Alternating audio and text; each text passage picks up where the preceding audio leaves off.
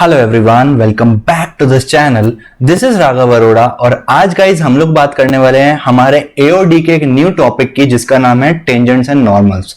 तो ये काफी इंपॉर्टेंट टॉपिक है, एग्जाम में अक्सर पूछे जाते हैं क्वेश्चंस टेंजेंट्स एंड नॉर्मल्स पर बेस्ड। आज गाइज हम लोग डिस्कस करेंगे पूरा का पूरा कॉन्सेप्ट टेंजेंट्स एंड नॉर्मल से रिलेटेड, और आई कैन एश्योर यू इस वीडियो को देखने के बाद आपको कॉन्सेप्चुअली इस टॉपिक में कोई भी प्रॉब्लम नहीं होगी। तो इस वीडियो को ध्यान से देखना, पूरा देखना, सारा कॉन्सेप्ट क्लियर कर दूंगा। चलिए देन शुरू करते हैं वीडियो के साथ। Let's start.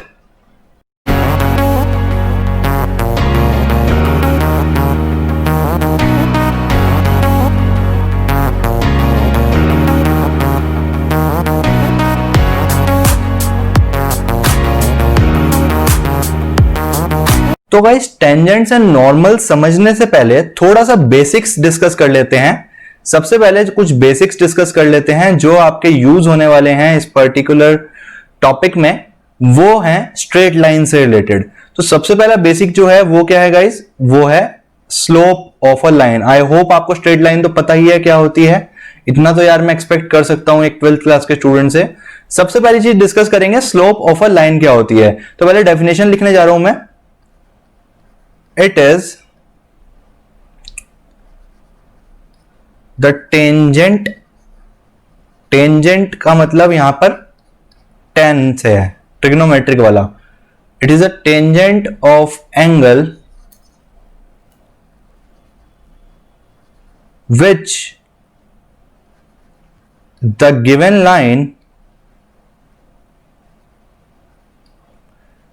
makes with positive direction of x-axis in anti-clockwise direction। क्या मतलब हुआ इसका? ये टेंजेंट है यानी कि tan थीटा है ऑफ द एंगल, अगर मैं थीटा मान लूं एंगल को, विच द गिवन लाइन, जिस लाइन का आप स्लोप देख रहे हैं, बनाए with positive direction of x axis in anti clockwise direction. क्या मतलब हुआ भैया इसका? थोड़ा सा समझते हैं क्या मतलब हुआ। इसका मतलब हुआ गाइज, इसका मतलब हुआ कि अगर मैं कोई कोऑर्डिनेट एक्सिस आपकी बनाता हूं और उस पर कोई भी गिवन लाइन हो, ये आपका पॉजिटिव एक्स एक्सिस या आपका पॉजिटिव वाई एक्सिस, या पॉजिटिव की जगह पूरा ही बना लेते हैं, पूरा कोऑर्डिनेट एक्सिस बनाता हूं। डोंट माइंड कि मैं लाइंस कैसे ड्रॉ कर रहा हूं, these are straight lines. X and y axis draw कर दिया मैंने। Okay, this is x axis, this is y axis. तो यहां पर मैंने एक लाइन कंसीडर करी, कंसीडर करते हैं ये लाइन, ठीक है। तो डेफिनेशन क्या है, इस पर्टिकुलर लाइन को अगर मैं L नेम दे देता हूं, अगर मैं इस ब्लैक वाली लाइन को L नेम दे देता हूं, तो डेफिनेशन क्या है स्लोप की? स्लोप की डेफिनेशन है, स्लोप को, अच्छा एक चीज और, ये स्लोप को डिनोट किससे करा जाता है? M से करा जाता है, शॉर्ट फॉर्म है इसकी M। तो स्लोप की डेफिनेशन है कि it is the tan of the angle subtended by the given line with positive direction of x axis in anti-clockwise direction। इसका क्या मतलब हुआ कि पहली चीज तो आपको ध्यान रखनी है कि किसी भी लाइन का आप स्लोप निकालेंगे तो सबसे पहले एंगल जो लेंगे वो x एक्सिस से ही होना चाहिए। तो x एक्सिस से होने के लिए इसको हमें x एक्सिस तक एक्सटेंड करना पड़ेगा, because it is a line not a line segment. तो मैं इसे एक्सटेंड कर सकता हूं, ये देखो x एक्सिस से इंटरसेक्ट करा दी। चलो जी, अब क्या था? It is the tangent of angle which the given line, जो कि ये वाली लाइन है, मेक्स विद एक्स एक्सिस, यानी कि ये लाइन एक्स एक्सिस इसके साथ जो एंगल बनाएगी, taking in anti clockwise direction. अब दो तरह से एंगल काउंट कर सकते हैं भाई, ये भी पूरा एक्स एक्सिस है और ये भी पूरा एक्स एक्सिस है। तो या तो मैं एंगल यहां से यहां तक काउंट कर सकता हूं, इसको मैं थीटा बोल सकता हूं या फाई बोल सकता हूं, ये फाई है, या फिर मैं यहां से यहां तक काउंट कर सकता हूं, इसको मैं थीटा बोल सकता हूं, ठीक है। तो ये तो पता लग गया कि जो m की डेफिनेशन है वो होता है tan थीटा, जहां पर थीटा आप समझ ही गए होंगे, थीटा वो एंगल है जो given line positive direction of x axis के साथ एंटी क्लॉकवाइज डायरेक्शन में बनाए। तो अगर मैं क्लॉक की बात करूं गाइस, तो क्लॉक आप लोगों को पता है कि ऐसे चलती है, तो इसका मतलब कि जितने भी इस तरह से हैं वो क्लॉकवाइज डायरेक्शंस होते हैं और जितने भी इस तरह से होते हैं वो एंटी क्लॉकवाइज होते हैं। आई होप ये बात आपको पता होगी, स्टिल मैंने मेंशन कर दिया। तो हमें एंगल कौन सा कंसीडर करना है, आप यहां पर क्लियरली देख सकते हैं एक्स एक्सिस और इस लाइन के बीच में दो एंगल्स बन रहे हैं, एक फाई और एक थीटा। इसमें से क्लॉकवाइज कौन सा है, क्लॉकवाइज ये वाला है, दिस इज क्लॉकवाइज। तो ये कंसीडर नहीं करना है, हमें कंसीडर करना है एंटी क्लॉकवाइज वाला। आप चेक कर सकते हैं कि अगर आप एक्स एक्सिस से शुरू होंगे तो इस लाइन तक जाने के लिए आपको रिवर्स ऑफ द क्लॉक चलना पड़ा। देखो एक्स एक्सिस से शुरू होकर ऐसे, तो यहां पर मैं कह सकता हूं कि ये हमें हमेशा ही स्लोप के केस में एंटी क्लॉकवाइज डायरेक्शन वाला एंगल लेना है। आई होप आपको मेरी बात क्लियर हुई। तो इसका मतलब ये वाला एंगल नहीं आएगा, एंगल सिर्फ उधर वाला ही आएगा। Positive direction of x axis से लेना है। अब आप देख सकते हैं कि positive direction of x axis हमेशा राइट साइड पर आएगी, इधर से आएगी, यहां से। नेगेटिव डायरेक्शन ये हो गई, इधर से देखो हमेशा से ही क्लॉकवाइज आ रहा है। तो आपको ध्यान रखना है स्लोप में तीन बातें। स्लोप में तीन बातें क्या, पहली बात तो जो एम होगा वो होगा tan of this angle theta. ठीक है, स्लोप में क्या क्या बातें रखेंगे ध्यान, एक तो positive direction of x axis से लेंगे, दूसरी बात ध्यान रखेंगे एंटी क्लॉकवाइज डायरेक्शन में लेंगे। आशा करता हूं आपको मेरी बात समझ आई होगी गाइस। इसी के साथ एक एग्जांपल और ले लेते हैं। मान लेते हैं मैंने इस बार लाइन कंसीडर कर ली, कौन सी लाइन कंसीडर करूं, ये कर लूं, क्या फर्क पड़ता है, ये एक लाइन मैंने एम कंसीडर कर ली। तो प्रोसेस सेम रहेगा भाई, स्लोप निकालना है तो एक्स एक्सिस से ही निकल सकता है, तो इसको एक्सटेंड कर दिया एक्स एक्सिस के थ्रू। चलो जी, अब positive direction of x axis है, यानी कि राइट साइड से, हमेशा पॉजिटिव राइट साइड पर होता है ना, राइट साइड से एंटी क्लॉकवाइज डायरेक्शन में। एंटी क्लॉकवाइज कैसे होगा, ए ऐसे। अगर ये एंगल फाई आता है तो जो स्लोप ऑफ लाइन एम होगा, एम की जगह से कुछ और नाम दे देता हूं, नहीं तो दो दो एम हो जाएंगे, इसको नाम दे देते हैं ए दे देते हैं। तो जो स्लोप ऑफ ए होगा वो होगा tan फाई। आई होप आपको मेरी बात क्लियर हुई होगी। ठीक है, ये स्लोप ऑफ ml है, वो है tan थीटा। लेना हमेशा एक्स एक्सिस से ही है, हमेशा positive direction of x axis से लेंगे, नेगेटिव से नहीं लेंगे, और एंटी क्लॉकवाइज लेना है, तभी स्लोप सही कैलकुलेट होगा। I hope I am clear on this. इसके बाद कुछ और बेसिक पॉइंट्स। बेसिक पॉइंट्स क्या है, टू पैरेलल लाइंस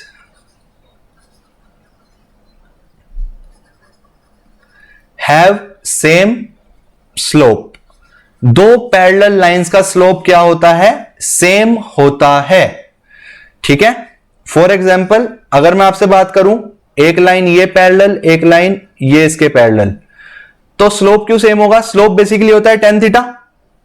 आप अगर इनको एक्स एक्सिस से एक्सटेंड करते हैं गाइस, तो ये एंगल हो गया इसके लिए और ये एंगल हो गया इसके लिए, ये θ1 ये θ2।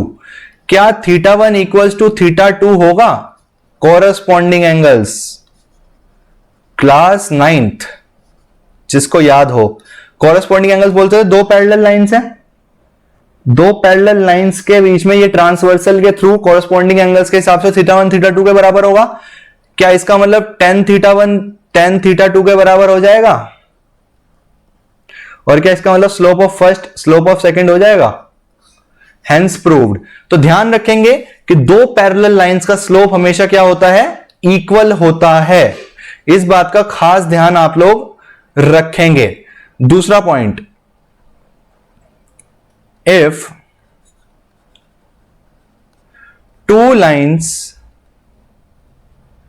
M1 and M2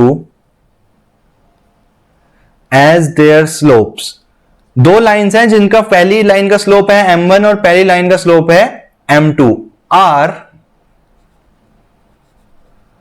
perpendicular. अगर दो लाइंस M1 और M2 जिनके स्लोप हैं, जैसे फर्स्ट लाइन L1 का स्लोप M1 और L2 का M2, अगर उनके स्लोप हैं वो परपेंडिकुलर हो, तो जो कंडीशन होती है इसकी वो होती है कि उन दोनों के स्लोप का प्रोडक्ट क्या होगा, -1। ये भी ध्यान रखेंगे। अभी तक हमने सीखा स्लोप क्या होता है, स्लोप कहां से कैलकुलेट करते हैं। अगर ग्राफ दे दिया जाए या फिगर दे दी जाए, दो पैरेलल लाइन का स्लोप बराबर होता है और दो परपेंडिकुलर लाइंस के स्लोप का प्रोडक्ट -1 होता है। अभी तक हमने गाइस इतना सीखा। मूविंग फॉरवर्ड हम लोग एक चीज और देख लेते हैं। हम देख लेते हैं, रिवीजन कर रहे हैं, थोड़ा पुराना ये यूज होगा सब अभी। Equation of a straight line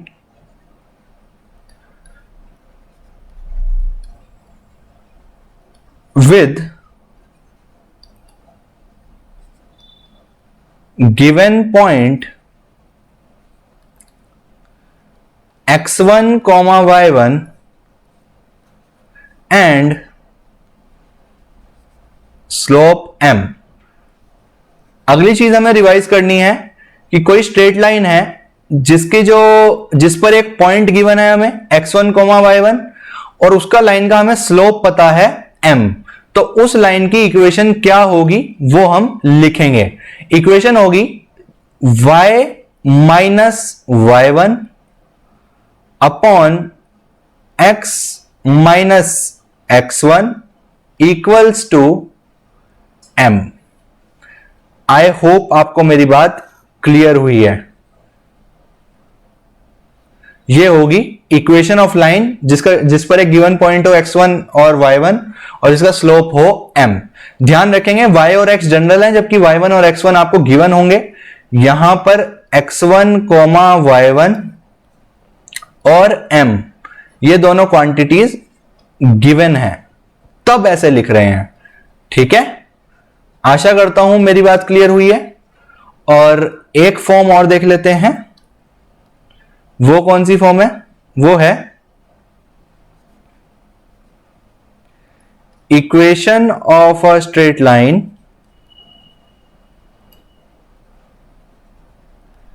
with two given points. जब स्लोप ना गिवन हो लेकिन दो पॉइंट्स गिवन हो, कौन कौन से, x1, y1 and x2, y2। अगर ऐसा सीन हो जब दो पॉइंट्स गिवन हो किसी स्ट्रेट लाइन पर, तब उसकी इक्वेशन क्या होगी वो भी रिवाइज कर लेते हैं जल्दी जल्दी। आशा करता हूं ये सब आपको आता है, मैं जस्ट एक रिवीजन दे रहा हूं कि जिनको थोड़ा डाउट हो वो क्लियर हो जाए। तो इक्वेशन हो जाएगी y minus y1 upon x minus x1 equals to y2 minus y1 upon x2 minus x1। फिलहाल कोई एक्सप्लेनेशन नहीं दे रहा हूं, ये क्यों होता है। एक्सप्लेनेशन देखने के लिए स्ट्रेट लाइंस वाला चैप्टर देखना पड़ेगा आपको, 11th में पढ़ाई जाती है एक्सप्लेनेशन। ठीक है, या फिर आप लेफ्ट साइड पर y2 और x2 भी ले सकते थे, doesn't matter. y minus y2 upon x minus x2, कोई भी एक पॉइंट लेफ्ट साइड पर और राइट साइड पर उन दोनों पॉइंट्स का डिफरेंस, कि कंसीडरिंग कि आप जो y में ले रहे हैं पहले वही x में लें, तो इसको मैं y2 minus y1 upon x2 minus x1 लिख सकता हूं। या फिर मैं y1 minus y2 upon x1 minus x2 भी लिख सकता था, कोई फर्क नहीं पड़ता। ऊपर से माइनस कॉमन लो, नीचे से कॉमन लो, कट जाता है, कोई फर्क नहीं पड़ता। ठीक है, तो ये बात आपको क्लियर हो गई होगी। दूसरी बात, लास्ट चीज जो आपको रिमाइंड करानी है वो है एक note, a line having slope m equals to 0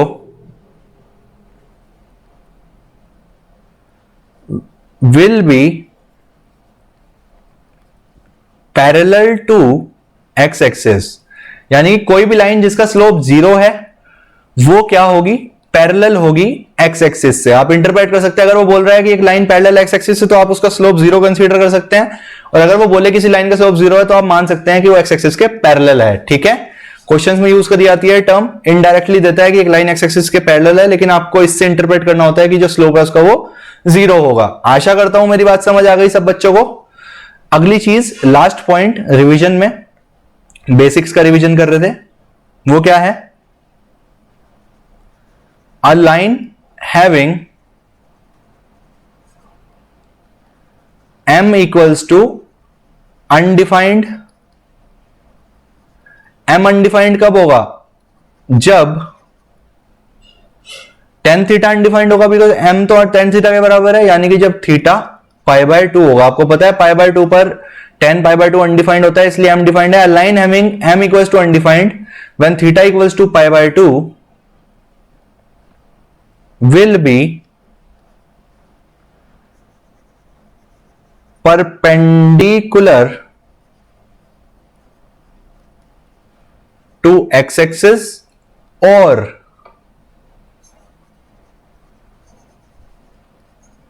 parallel to y-axis। आशा करता हूं आपको समझ आया होगा। और अगर m अनडिफाइंड है तो इसमें कंडीशन आप ये भी लिख सकते हैं कि जो 1/m होगा वो 0 होगा। तो आप इन नोट्स को गाइस ध्यान रखेंगे, बेसिक्स को, ठीक है? समझ आ गए होंगे आपको अच्छे से बेसिक्स।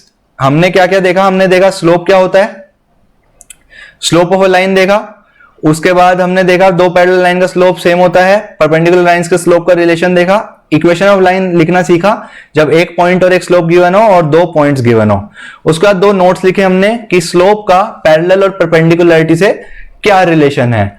आई होप आपको सारे के सारे बेसिक्स क्लियर हो गए हैं। Moving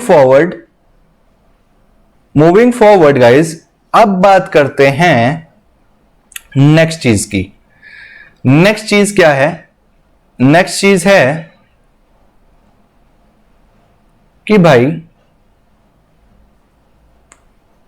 tangent to a curve होता क्या है?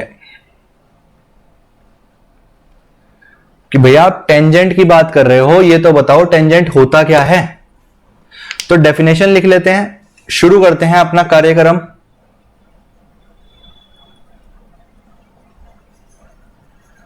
Tangent to a curve at a point. तो पहला क्या क्वेश्चन है? पहला क्वेश्चन यही है कि जो टेंजेंट है वो एक पॉइंट पर डिफाइन होती है। अक्सर एक पॉइंट पर पूछी जाती है टेंजेंट, ऐसा नहीं है कि हवा में टेंजेंट बता दो, अनलेस वो कॉमन ना हो, हर पॉइंट के लिए सेम ना हो, एक पॉइंट पर टेंजेंट देखी जाती है। Tangent to a curve at a point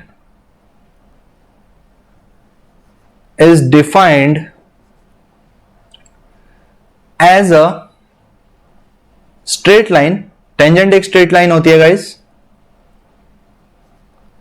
ये मैं अपनी लैंग्वेज में डेफिनेशन लिखवा रहा हूं, बुकिश लैंग्वेज नहीं है ये, समझाने के लिए आपको। Tangent to a curve at a point is defined as a straight line which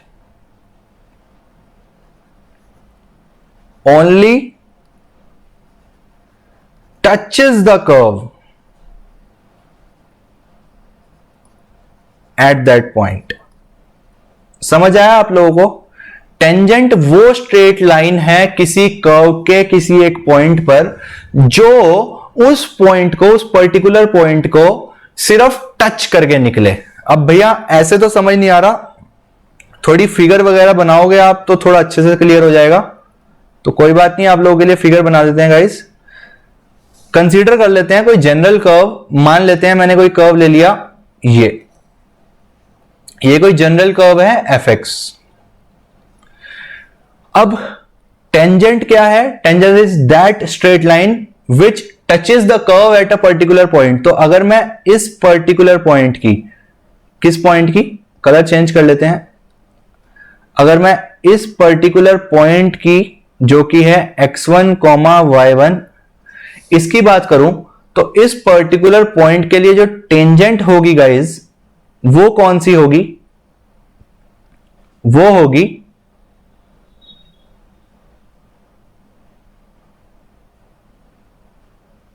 this one. समझ आया आपको? आप चेक कर सकते हैं कि ये जो लाइन है ये है tangent to curve f x at point x1 comma y1। अब ये किसी भी पॉइंट के लिए आप कैलकुलेट कर सकते हैं। मान लीजिए कोई मेरे से पूछता कि भैया मुझे इस पॉइंट पर टेंजेंट बताओ, ठीक है, तो वो स्ट्रेट लाइन जो इस पॉइंट को टच करके निकले विल बी माय टेंजेंट। कि अगर मैं इस पॉइंट की बात करूंगा गाइस, तो इस पॉइंट के कॉरस्पॉन्डिंग जो टेंजेंट आएगी आपकी वो आएगी ये।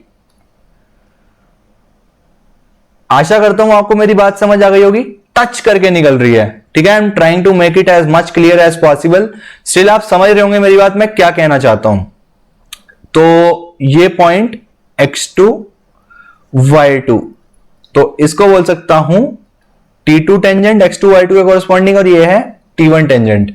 सिमिलरली एक पर्टिकुलर कर्व पर हर पॉइंट पर डिफरेंट टेंजेंट्स हो सकती हैं, ठीक है। ये वही अगर मैं स्ट्रेट लाइन की बात करूं तो यार स्ट्रेट लाइन के किसी भी पॉइंट पर अगर आप टेंजेंट निकालने लगोगे तो वो खुद ही लाइन हो जाएगी। ऐसा क्यों? क्योंकि आप खुद सोचो, एक स्ट्रेट लाइन पर तो ऐसा कोई पॉइंट ही नहीं बनेगा ना जिस पर यूनिकली कोई लाइन अलग से टच कर सके। स्ट्रेट लाइन खुद की ही टेंजेंट होती है। ये बात आप ध्यान रख सकते हैं। आई होप समझ आ गया होगा। लास्ट टाइम रिपीट कर देता हूं, टेंजेंट क्या होती है? टेंजेंट वो स्ट्रेट लाइन होती है किसी भी कर्व की जो जिस पॉइंट को हम कंसीडरेशन में ले रहे हैं ऑन द कर्व, उस पॉइंट को टच करके निकले, ठीक है। आशा करता हूं आपको मेरी बात समझ आ गई होगी guys. Moving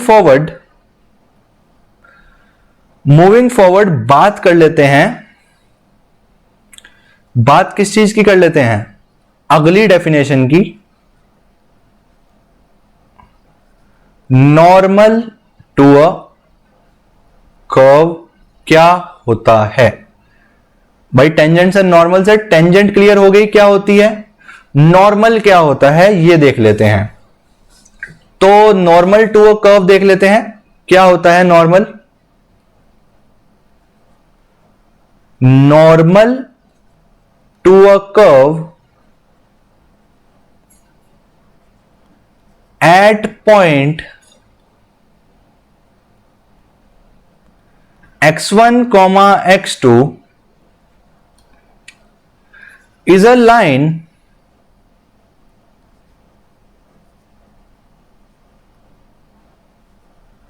perpendicular to the tangent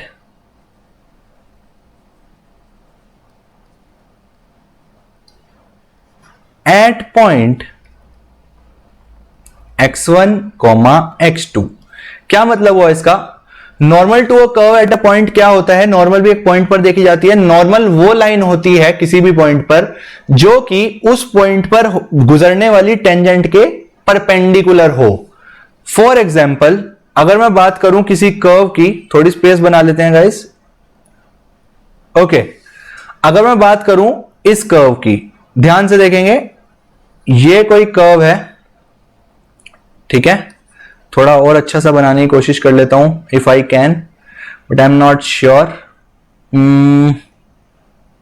कैसे करें? चलो ये ले लेते हैं। मान लो ये कोई कर्व है, सर्कल है कोई, और मैं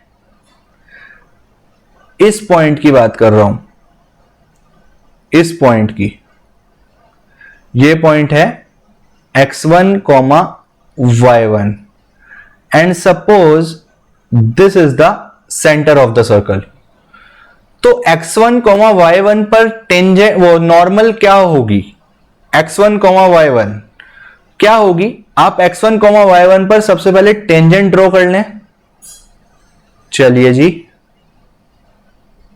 this is my tangent to point x1 comma y1। So basically normal क्या है गाइस? नॉर्मल है टेंजेंट के परपेंडिकुलर सेंटर से पास होने वाली line just give me a second. Tangent के परपेंडिकुलर,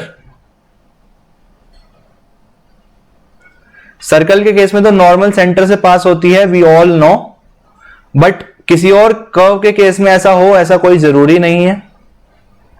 दिस, तो अगर मैं पॉइंट x1 y1 की बात करूं तो T1 is the tangent to the curve, जो यहां पर फॉर एग्जांपल सर्कल है, लेकिन ये कुछ भी हो सकता था, मैं इसे fx नाम दे रहा हूं। fx कर्व के लिए पॉइंट x1 y1 पर T1 तो आपकी टेंजेंट है, और उसी पॉइंट पर टेंजेंट होने, जो टेंजेंट है उसके परपेंडिकुलर जो लाइन होती है उसको बोलते हैं नॉर्मल, तो इसको बोलूंगा n1।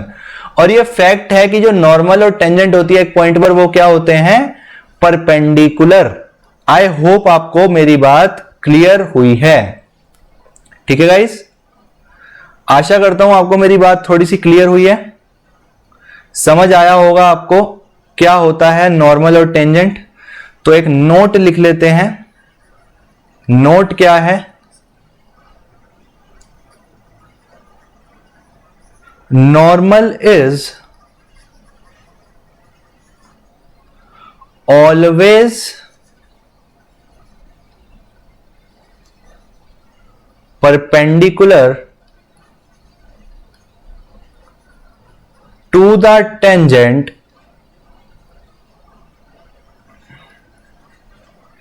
at the point of contact। Point of contact कौन सा पॉइंट हो गया, जिस पॉइंट की आप बात कर रहे हैं, जिस पर टेंजेंट टच हो रही है, उस पॉइंट की। तो नॉर्मल हमेशा परपेंडिकुलर होती है टेंजेंट के at the point of contact. आशा करता हूं आपको मेरी बात क्लियर हो गई है गाइस।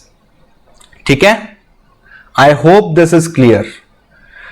तो टेंजेंट समझ आ गया क्या होती है, और नॉर्मल समझ आ गया क्या होती है। भाई टेंजेंट क्या होती है, टेंजेंट वो स्ट्रेट लाइन होती है किसी भी कर्व पर जो कि टच करके जाए पॉइंट ऑफ कांटेक्ट, यानी कि जिस पॉइंट पर आप टेंजेंट निकाल रहे हैं उस पॉइंट पर ऐसी लाइन ड्रॉ कर दें जो उस पॉइंट को टच करके जाए थ्रू द कर्व। टच करने का मतलब समझ रहे हैं ना, कट नहीं करनी चाहिए, इंटरसेक्ट ना हो, सिर्फ उस पॉइंट पर उस कर्व को टच करनी चाहिए, उसको बोलते हैं टेंजेंट। और अगर मैं नॉर्मल की बात करूं उसी पॉइंट पर, तो नॉर्मल वो लाइन होती है जो टेंजेंट के परपेंडिकुलर है eight the point of contact. इतना सिंपल है।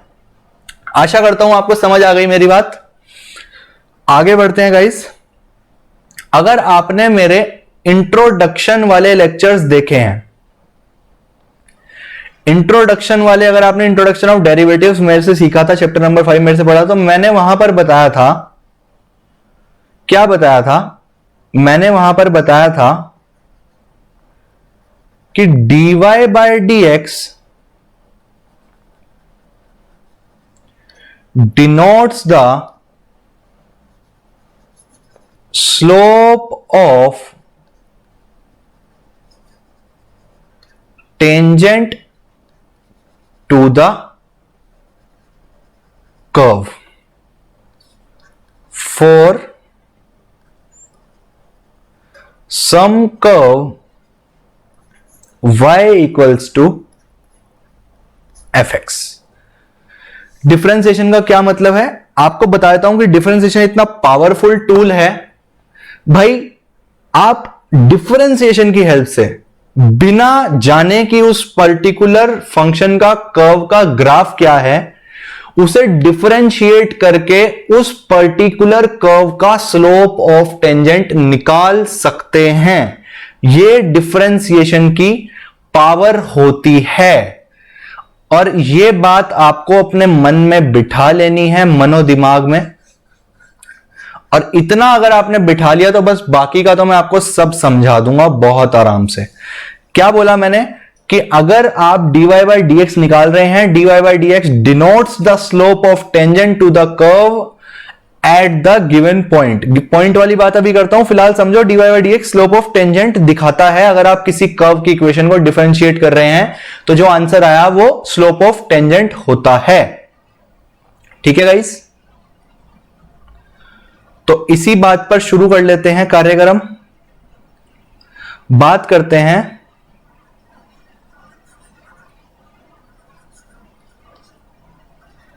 Slope of tangent to a curve at point, भाई स्लोप तो एक पॉइंट पर निकालोगे ना टेंजेंट का, x1 कॉमा y1। बात कर लेते हैं slope of tangent to the curve at point x1 comma y1। तो जी कंसीडर करते हैं y equals to f x be some curve. कोई कर्व है y equals to f x और हमारा टारगेट है हम स्लोप ऑफ टेंजेंट निकाल दें to this curve at point x1 comma y1। क्या अभी अभी मैंने बताया, चल लिख देता हूं, therefore slope of tangent to the curve is given by slope of tangent to the curve क्या देगा, कौन देगा स्लोप ऑफ द टेंजेंट, वो देगा dy बाय dx या फिर f डैश x। समझ आइए आप लोगों को बात, भाई ये तो फैक्ट है, मैंने आपको पहले ही बता चुका हूं मैं कि जो dy बाई dx होता है, शुरू में जब ये पढ़ाना भी शुरू नहीं किया था आपको स्टार्टिंग में ही बताया था कि dy by dx slope of tangent को दिखाता है। सही बात है। तो this implies slope of tangent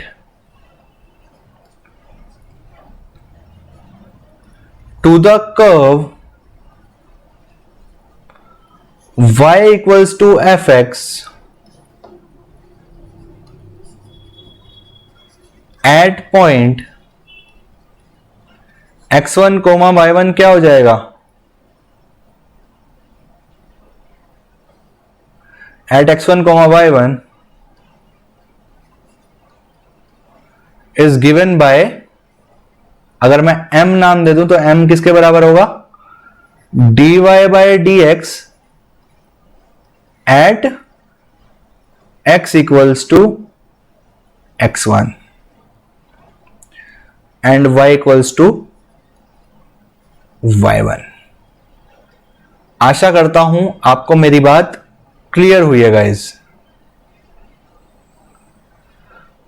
अगर कोई कर्व fx गिवन है या फिर y equals to fx given है तो उस कर्व का slope of tangent at point x1 y1 क्या होगा, dy बाय dx, और x इक्वल्स टू x1 डाल देंगे, y इक्वल्स टू y1, या फिर जो भी डिजायर्ड पॉइंट है वो आप डिफरेंशिएशन में डाल देंगे तो आपका slope of tangent to that curve आ जाएगा एट दैट पॉइंट। ठीक है, क्लियर है। वैसे तो अभी क्वेश्चन करेंगे तो क्लियर हो जाएगा। नेक्स्ट चीज की बात करते हैं। नेक्स्ट चीज है slope of normal to the curve. Next चीज है slope of normal to the curve. Normal क्या था, नॉर्मल क्या था आप बताइए। नॉर्मल था वो लाइन जो टेंजेंट के परपेंडिकुलर हो उस पॉइंट पर। सही बात है। कंसीडर कर रहा हूं y equals to f x be some curve. Consider कर लिया y equals to f x कोई कर्व है। देन अगर मैं इस कर्व का थोड़ा सा डायग्राम बना दूं और इस पॉइंट की अगर मैं बात कर रहा हूं तो जो टेंजेंट होगी वो कुछ इस तरह से इस कर्व को टच करके निकलेगी इस पॉइंट पर। सही बात है। नॉर्मल क्या होगी, जो इस टेंजेंट के परपेंडिकुलर है और पास करे इस पॉइंट से। ठीक है, तो एक बार को इसको टेंजेंट t बोल सकता हूं, इसको नॉर्मल n बोल सकता हूं। हमें पता है कि इन दोनों के बीच में एंगल क्या होता है, 90 डिग्रीज। क्या अभी अभी आपने पढ़ा, अच्छा इस पॉइंट को नाम दे दूं x1 y1, ठीक है जी, इतना कार्य हमने कर लिया। क्या अभी अभी गाइस आपने पढ़ा कि जो स्लोप ऑफ टेंजेंट है यानी कि m ऑफ कैपिटल T है, क्या वो dy by dx at x equals to x1 होता है? सही बात है, ये आपने पढ़ा। Also product of slopes of two perpendicular lines क्या होता है? -1। जब टेंजेंट और नॉर्मल पता है, परपेंडिकुलर हैं, तो क्या मैं कह सकता हूं स्लोप ऑफ टेंजेंट यानी कि m of t multiply by slope of normal यानी कि m ऑफ n -1 के बराबर होगा। स्लोप ऑफ टेंजेंट और स्लोप ऑफ नॉर्मल क्या होगा? -1 के बराबर होगा, बिकॉज ये परपेंडिकुलर है। परफेक्ट। स्लोप ऑफ टेंजेंट अभी आप लोगों ने बोला dy by dx at x equals to x1 times slope of normal equals to -1। इसका मतलब जो स्लोप ऑफ नॉर्मल हो गया वो क्या हो गया? -1 upon dy by dx at x equals to x1 and y equals to y1। तो जो slope of normal at point x1 y1 हो गया, जो कि mn के बराबर है, वो क्या हो गया? -1 upon dy by dx at the given point, जो भी पॉइंट है वो पुट कर दें। या फिर इसको मैं लिख सकता हूं minus of dx upon dy at point x equals to x1 और y इक्वल्स टू y1। जबकि ये दूसरे वाला एक्सप्रेशन कुछ खास ज्यादा यूज नहीं होता है गाइस, ज्यादा यूज फर्स्ट वाला ही होता है, यानी कि -1 upon dy by dx at the point जिस पर आप नॉर्मल निकालना चाहते हैं। क्लियर हो गया क्या? आशा कर रहा हूं क्लियर हो गया होगा। एक बार समराइज कर लेते हैं, एक बार समराइज कर रहा हूं। क्या पढ़ा अभी तक हमने पढ़ा कोई कर्व fx है और उस पर कोई पॉइंट है x1, y1। अगर ऐसा है तो slope of tangent to the curve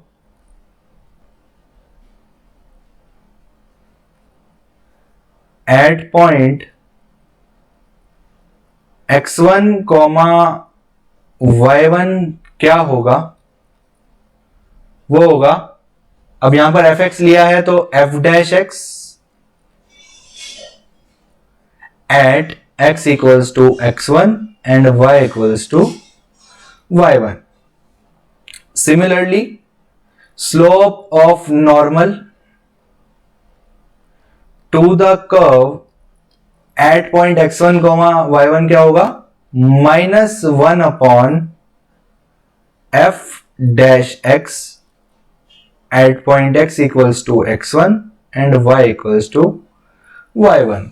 as simple as that. आशा करता हूं गाइस आप लोगों को स्लोप की कहानी समझ आ गई, और अगर आपसे अब कोई स्लोप का क्वेश्चन आता है तो वो आप सॉल्व कर पाएंगे।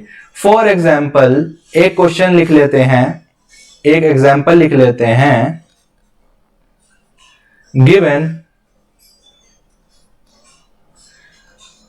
given a curve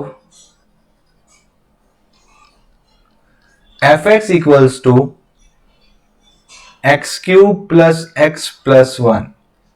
कोई कर्व है, ठीक है, फॉर एग्जाम्पल जो भी ग्राफ होगा वी डोंट केयर, कोई कर्व है fx इक्वल्स टू दिस, उसने दे दिया, वो बोलता है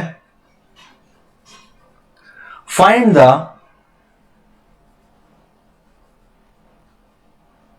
slope of tangent and normal at point 1,1। तो इसका ग्राफिकल मीनिंग क्या हुआ? इस क्वेश्चन का ग्राफिकल मीनिंग हुआ कि f x equal to x cube plus x plus 1 plot करो, प्लॉट करके 1,1 उस पर मार्क करो, और फिर उसके जो 1,1 को टच करके निकले इस कर्व से लाइन वो ड्रॉ करो, और उसके परपेंडिकुलर लाइन ड्रॉ कर लो, और फिर उन दोनों लाइंस का स्लोप निकालो। तो काफी हेक्टिक काम हो जाएगा अगर ज्योमेट्री के बेसिस पर करेंगे हम, लेकिन हम लोग क्या करने वाले हैं यहां पर, डिफरेंशिएशन की हेल्प से इसको झटके में कर देंगे। वो कैसे? आपका गिवन कर्व क्या है? F x equals to x cube plus x plus 1। अगर मैं इसको डिफरेंशिएट करता हूं तो एफ डैश एक्स क्या होगा? एफ डैश एक्स होगा 3x स्क्वायर, एक्स क्यूब का 3x स्क्वायर, और x का डिफरेंशिएशन 1 होगा। ठीक है, ये होगा। Now slope of tangent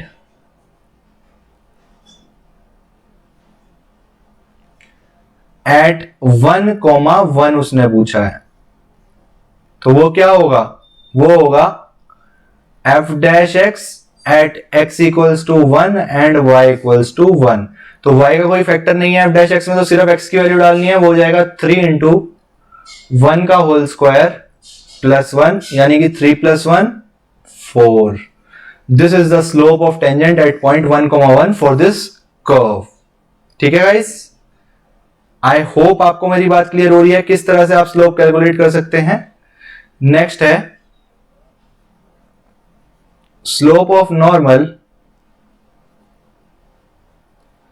at 1,1। तो वो हो जाएगा -1 upon f dash x at x equals to 1 and y equals to 1, यानी कि -1 अपॉन 3x स्क्वायर प्लस 1 में 3 इंटू 1 का whole square plus 1 equals to -1 upon 4, which will be my answer. आशा करता हूं आपको यह क्वेश्चन समझ आया होगा based of the concept which we had learned. Moving forward guys, आगे बढ़ते हैं। नेक्स्ट चीज जो हमें देखनी है वो है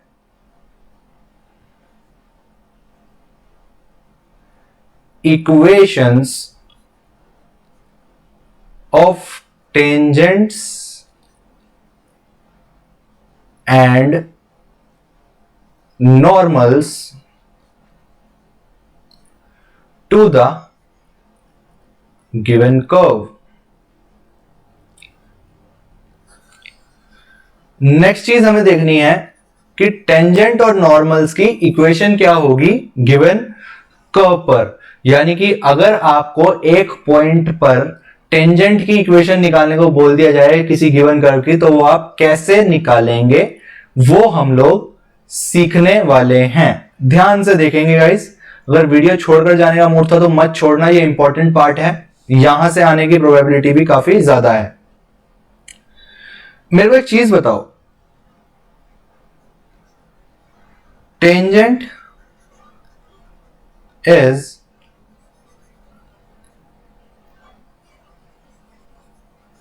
अल्टीमेटली अ स्ट्रेट लाइन।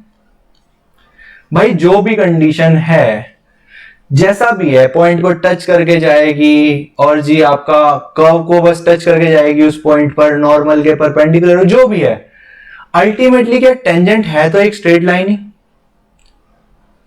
सिमिलरली नॉर्मल भी एक स्ट्रेट लाइन है। सही बात है।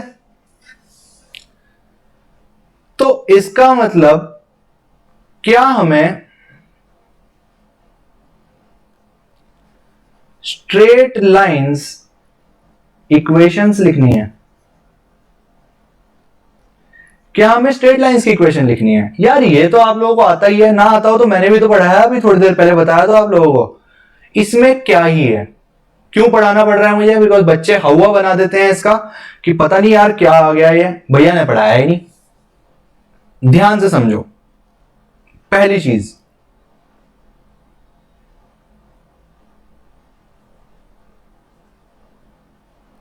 इक्वेशन ऑफ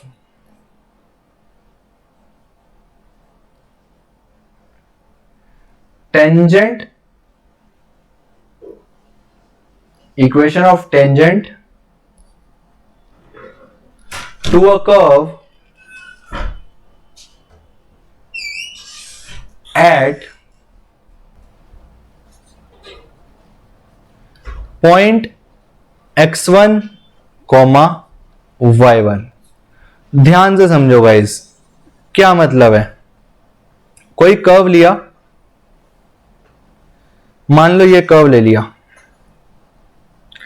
इस पॉइंट की बात चल रही है। किस पॉइंट की? इस पॉइंट की। इस पॉइंट के कोरस्पॉन्डिंग अगर मैं आप लोगों से टेंजेंट ड्रॉ करने को कहूं तो आप कैसे ड्रॉ करोगे? ऐसे?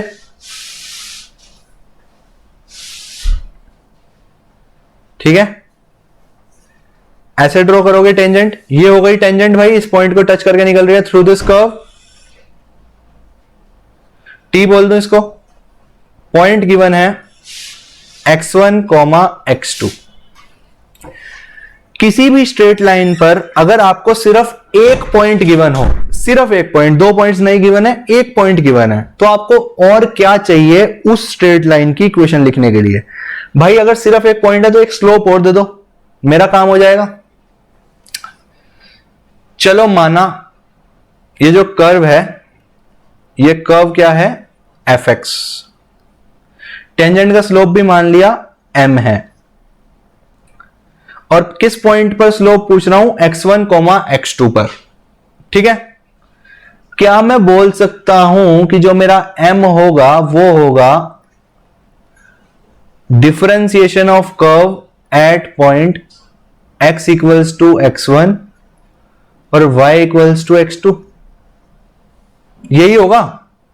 स्लोप पता लग गया। या फिर अगर मैं इसको y equals to f x बोल रहा हूं तो मैं स्लोप को बोल सकता हूं कि जो मेरा स्लोप होगा वो होगा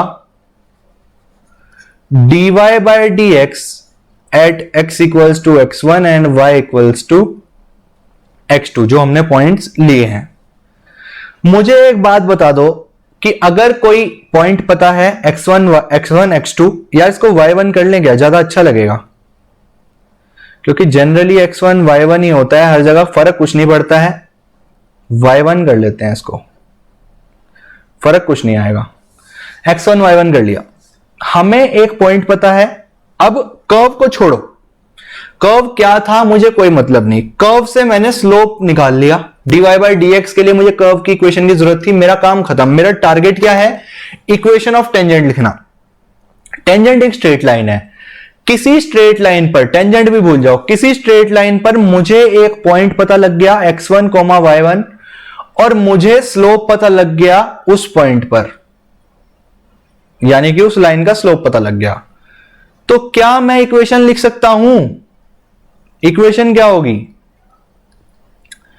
y minus y1 upon x minus x1 equals to slope. यही तो इक्वेशन होती है। तो अगर मैं बात करूं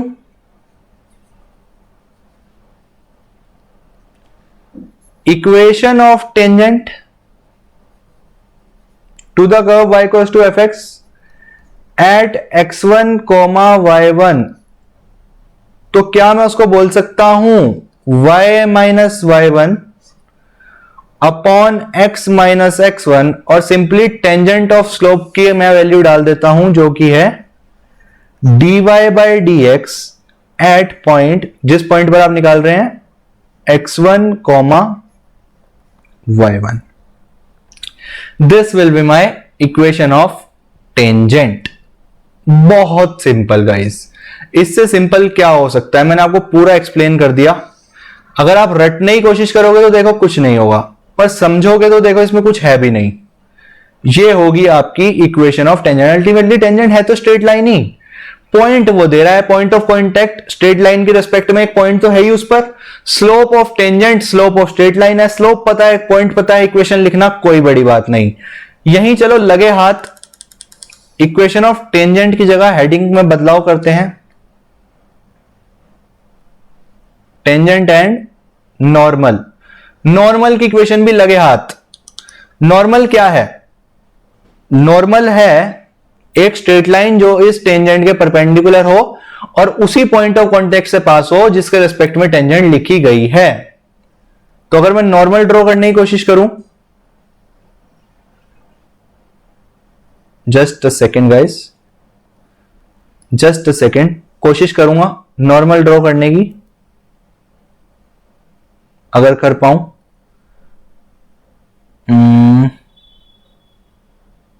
यस,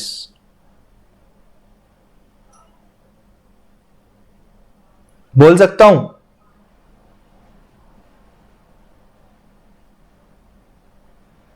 इसको नॉर्मल बोल सकता हूं क्या?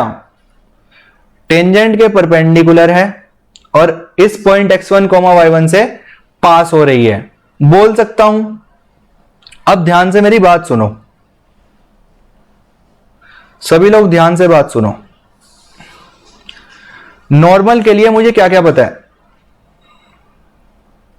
फॉर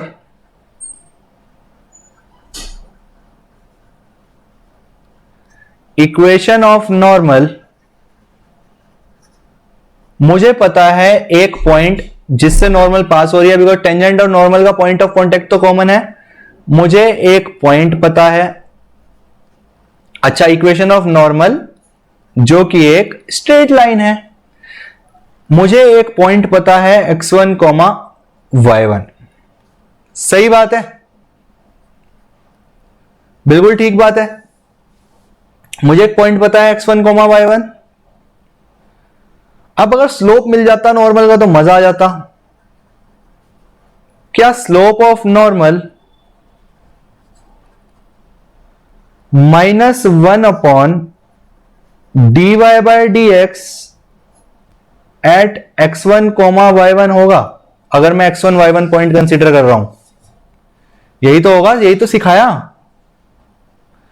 अगर मुझे एक पॉइंट पता है और मुझे नॉर्मल का स्लोप पता है, तो क्या मुझे कष्ट होना चाहिए?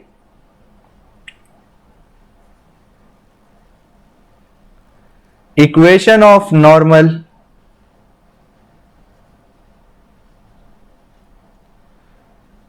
टू पॉइंट x1 y1 क्या होगी? y minus y1 upon x minus x1 equals to -1 upon dy by d x at point x1 y1। As simple as this. ये होगी इक्वेशन ऑफ नॉर्मल। समझ आ गई होगी गाइस बात? है कुछ भी नहीं, स्ट्रेट लाइंस के फंडे हैं, बस एक स्लोप वाला पार्ट एक्स्ट्रा आ गया है, वो डिफरेंशिएशन से निकाल लेंगे, हमारे लिए कोई बड़ी बात नहीं है। तो चिल करो, ठीक है गाइस? समझ आ गया? तो इस तरह से आप टेंजेंट और नॉर्मल की इक्वेशन भी लिख सकते हैं। अच्छा, अब डिफरेंट सिनेरियोज आते हैं। सिनेरियोज कैसे होते हैं?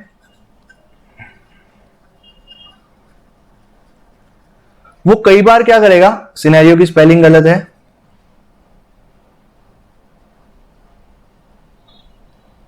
डिफरेंट सिनेरियो देखो भाई, अलग अलग तरह के सिनेरियो देखो।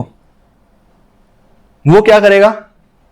पहला केस देखो, अब मैं ये रैंडमली कुछ भी दे सकता है, वो आपका कॉन्सेप्ट पक्का होना चाहिए। वो क्या कहेगा? वो कहेगा टेंजेंट की इक्वेशन आपको पता है, उसने खुद कह दिया कि ये जो टेंजेंट है, जो गिवन लाइन है, ये टेंजेंट है इस कर्व के एट पॉइंट x1 y1, ठीक है? और वो कुछ भी पूछ सकता है, जैसे कि मान लो ये कोई कर्व है और उसने बोला इस किसी पॉइंट पर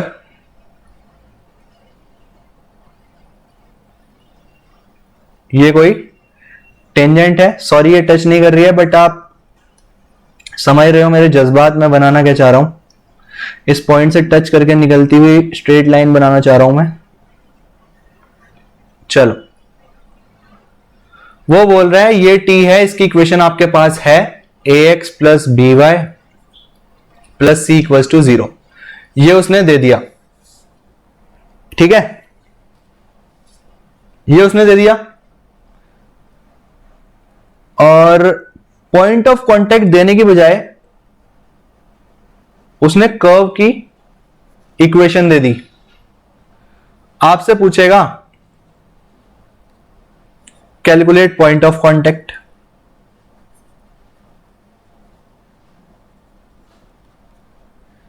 पॉइंट ऑफ कांटेक्ट बताओ, ये पूछेगा। तो आप क्या करोगे? आप घबरा जाओगे। घबराने की बिल्कुल भी जरूरत नहीं है भाई, उसने टेंजेंट की इक्वेशन दे दी, कोई बात नहीं। आप इसको सॉल्व कैसे करोगे? आप कर्व की रेस्पेक्ट में अपनी टेंजेंट की इक्वेशन निकाल लो। वो किस तरह की आएगी भाई? कर्व पर आपने x1 y1 पॉइंट कंसीडर करा, तो वो आएगी y minus y1 upon x minus x1 equals to, slope आप निकाल ही लोगे कुछ। इसको सॉल्व करके कुछ a dash x plus b dash y plus c equals to z वाला फॉर्म आ जाएगा। ठीक है, सही बात है। अब जो आपने ये इक्वेशन निकाली, क्या ये इक्वल होनी चाहिए उस इक्वेशन के जो उसने दी है? सही बात है। अगर ये उस इक्वेशन के इक्वल होनी चाहिए जो उसने दी है, तो क्या a dash upon a, b dash upon b और c डैश अपॉन c का रेशियो बराबर होना चाहिए? इनको सॉल्व करते ही जो भी आपका वेरिएबल होगा वो सॉल्व हो जाएगा। पॉइंट ऑफ कांटेक्ट इनसे निकल जाएगा, because a dash b dash और c डैश में पॉइंट ऑफ कांटेक्ट इन्वॉल्व है। Clear, simple. उसने दे दी तो क्या हो गया? ठीक है, दूसरा सिनेरियो देख लो। अब मैं ये टाइम पास कर रहा हूं, देख लो, आप खुद बना रहा हूं कुछ भी, वो भी कुछ भी दे सकता है। आपका कॉन्सेप्ट पक्का होना चाहिए, फिगर दिमाग में रहना चाहिए, टेंजेंट होता गया, नॉर्मल होता गया, बाकी सब देख लेंगे। अब वो बोल रहा है टेंजेंट की इक्वेशन गिवन है एक पॉइंट पर, और वो बोल रहा है नॉर्मल का स्लोप बताओ एट दैट पॉइंट। कर्व का कोई जिक्र ही नहीं, बच्चे घबरा गए, भैया कर्व कहां गया? मैंने बोला भाई अगर तेरे को इक्वेशन ऑफ टेंजेंट पता है, मैं उसको बोलता हूं उस बच्चे को कि भाई अगर तेरे को इक्वेशन ऑफ टेंजेंट पता है तो क्या उस इक्वेशन से तू स्लोप ऑफ टेंजेंट निकाल लेगा? माइनस a अपॉन बी, यानी कि minus coefficient of x upon coefficient of y से क्या स्लोप ऑफ टेंजेंट आ जाएगा? अब जो स्लोप ऑफ नॉर्मल होगा उसी पॉइंट की क्योंकि बात हो रही है, वो होगा -1 upon slope of tangent. This will be my answer, as simple as that. मतलब इसमें क्या ही था, कर्व की जरूरत ही नहीं है। वो ऐसा कोई क्वेश्चन देगा ही नहीं जिसमें आपको कम डेटा दे दे वो और आपसे सॉल्व भी ना हो। हमेशा सॉल्व होने लायक क्वेश्चन होगा। ठीक है, इस बात का आप ध्यान रखना, अपने पर कॉन्फिडेंस रखना, कोई दिक्कत नहीं है। ठीक है, कोई और सिनेरियो ले लेते हैं बेकार सा, बस ये लास्ट सिनेरियो है, बाकी जो देगा देख लेना यार। क्या लूं भाई? ले लेता हूं, चलो कोई कर्व fx गिवन है,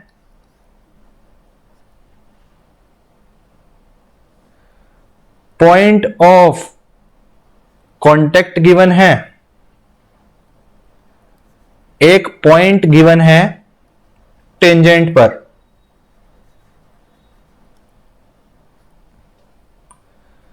और पूछ ले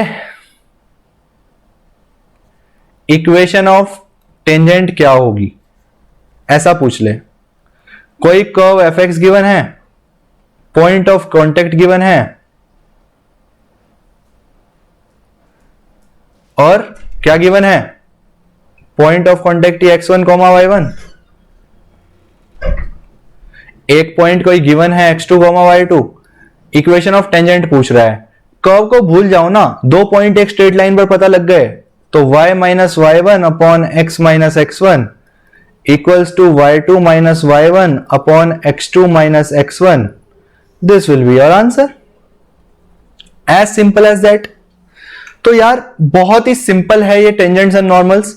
इस पर जब आप एनसीईआरटी में क्वेश्चंस ट्राई करेंगे तो आपको बिल्कुल भी दिक्कत नहीं आएगी। पूरा का पूरा कॉन्सेप्ट आपका मैंने पॉलिश कर दिया है। अब आप एनसीईआरटी से क्वेश्चंस ट्राई कर सकते हैं। If you feel any doubt feel free to contact me on Instagram. मेरा इंस्टाग्राम पर आप कनेक्ट हो सकते हैं, राघव अरोड़ा _RA, आप मेरे को फॉलो कर सकते हैं वहां पर, ठीक है। बाकी टेलीग्राम चैनल से आप जुड़े रहे, वहां टेक्सचुअल मटेरियल आता रहेगा। जल्द ही मिलेंगे नेक्स्ट वीडियो के साथ। ये आपका टेंजेंट्स एंड नॉर्मल्स समाप्त। Thank you guys, thank you for joining us पूरी वीडियो देखने के लिए। जल्दी मिलते हैं मैक्सिमा एंड मिनिमा के साथ। Goodbye and take care.